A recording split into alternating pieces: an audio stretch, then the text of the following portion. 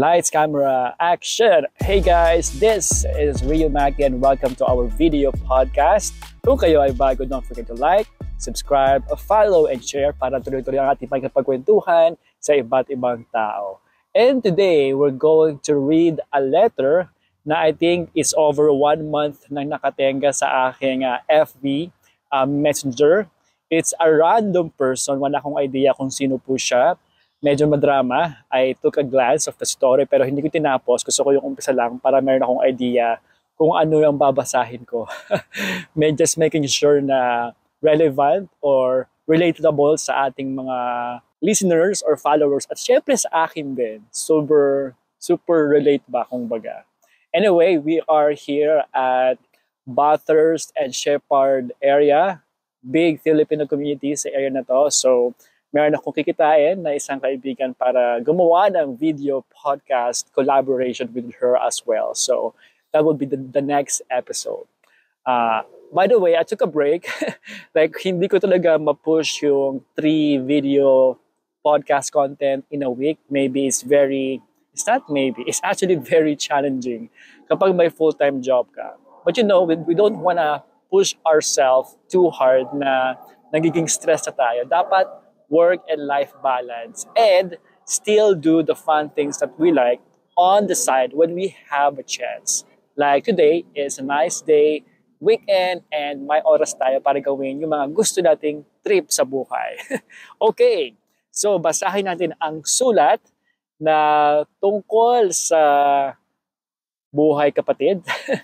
Parang buhay family ba ito? We'll see. So nag-mention sa akin. Kasi mayroon akong auto-reply doon sa isang post ko or sa mga ibang post ko na, hey, do you wanna share your story? Parang, hello po, mayroon po ba kayong topic suggestion or kwento? And then nag-respond siya. What kind of story yung gusto mong malaman? I said, surprise me. Something different and interesting po. Sabi niya, something different and interesting, huh? With emoji. Okay, before I tell about my story, let me ask you first, what is the purpose of this?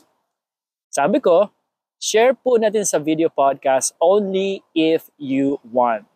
Sabi niya, okay, sige, mapilit kang bata ka. Mapilit talaga akong bata ako. So, basahin natin itong sulat na ito. Okay, let's do this. Nangyari ang oh my God, nauutol ako sa lamig siguro ba to? Over again. Nangyari ang karanasan kong ito sa taong 1912. 1912. Feeling ko type or error to. Baka 1972 ito. 1912, she will be like over 100 years old by now. Kung malay natin, baka mamaya over 100 years na nga siguro si ate o si lola. Okay, again. Nangyari ang karanasan kong ito sa taong 1912. 12 taong gulang ako noon. Tandang-tanda ko pa at malinaw na malinaw pa sa aking isipan ang bawat pangyayaring tumatak sa aking buong pagkatao. Pangyayaring kahit sa aking libingan ay hindi ko malilimutan. Mukhang malungkot to.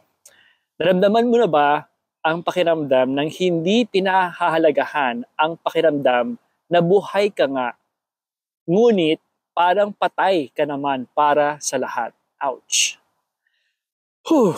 Sakit.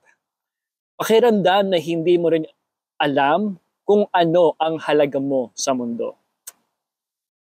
Madalas akong ikumpara ng aking mga magulang sa aking nakababatang kapatid. Keso dapat daw gayahin ko siya. Bukod sa matalino, ay masipag ding mag-aral. Lagi kasi siya nangunguna sa klase na siya namang naging dahilan upang siya ang maging paboritong anak. Paborito. Pero ako, para sa aking sarili, ay hindi naman ako kasing bobo kagaya ng iniisip nila. Lagi naman akong kasali sa honor list. Yun naman pala. Hindi nga lang kasing talino ng aking kapatid. Wow.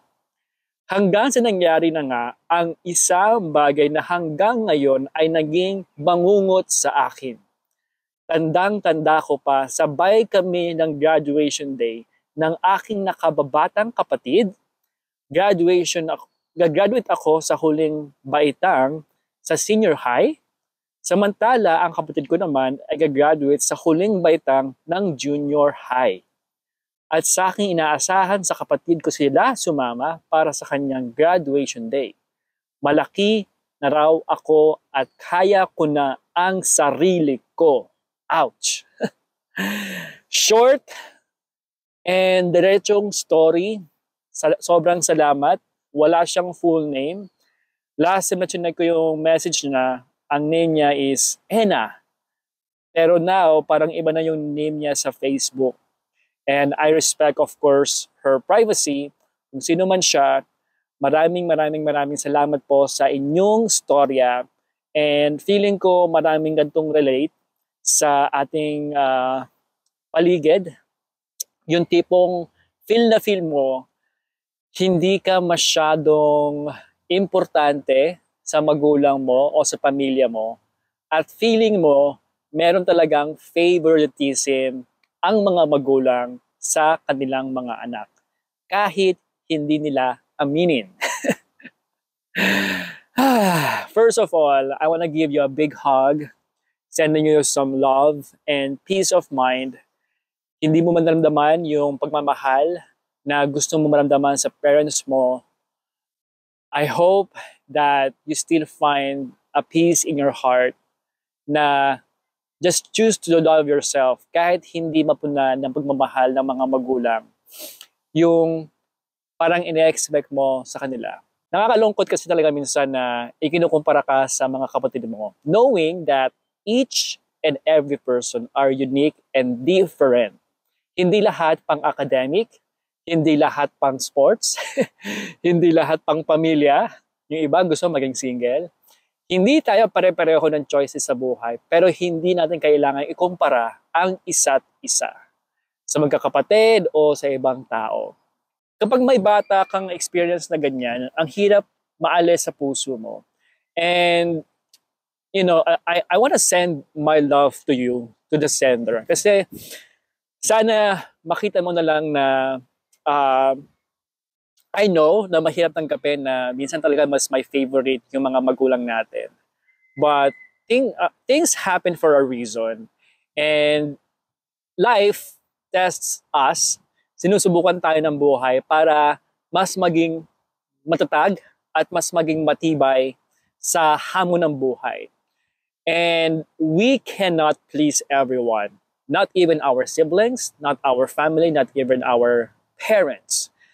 Pero always try to choose to be proud of yourself, to love yourself, to really appreciate yourself, even you are not seen by other people. Kahit hindi mo naramdaman yung support ng ibang tao.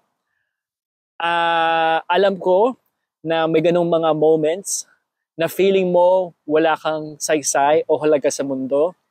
Feeling mo hindi ka importante sa pamilya mo, sa ibang tao, sa mga taong gusto mo sanang mas magmahal sa'yo. There are times na you would expect people to stand up for you, but they won't. Pero it's a big responsibility din sa mga magulang to treat their kids equally. And really put the effort para maparamdam mo na mahal mo yung mga anak mo ng pare-pareho. Sa ibang mga pamilya, sure talaga na hindi na iiwasan na mayroong paboritong anak. And yun, kung magkakaroon kayo ng anak, if you choose to be a parent, make sure na iparamdam nyo ang pagmamahal nyo at dapat walang favorite sa mga anak. One of my favorite Filipino movies is yung Four Sisters and the Wedding ba? Yun, sila Bea Alonzo, sila Tony Gonzaga, sila Angel Locsin, at saka yung dalawang kapatid. Hindi ko maalala yung mga pangalan. And Chong D, at saka si Shaina Magdayaw, yun. I really love that story. So pinanood ko siya at least twice or 3 times. So, nagustuhan ko yon and super relate yung story na yon. So, mga magkakaibang magkakapatid, tapos, pipiliin mo kung sino ka doon sa magkakapatid na yon. Lahat tayo talaga magkakaiba tayong mga tao. Kahit sa family, magkakaiba talaga magkakapatid. So, try not to compare, just embrace the differences and love each other.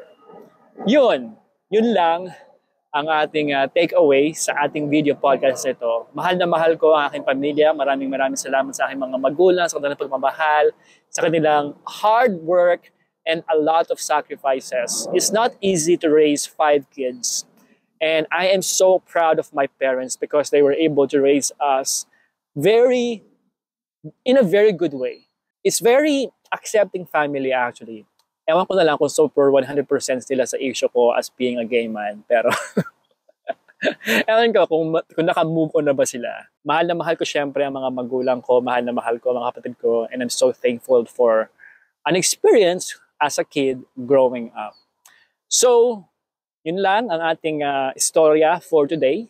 Comment below kung meron kayong mga magulang na may favorite.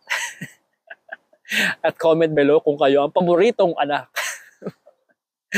Yun lamang po. I will do a next episode with a guest, special guest, and comeback guest natin sa next episode natin. Yun lang.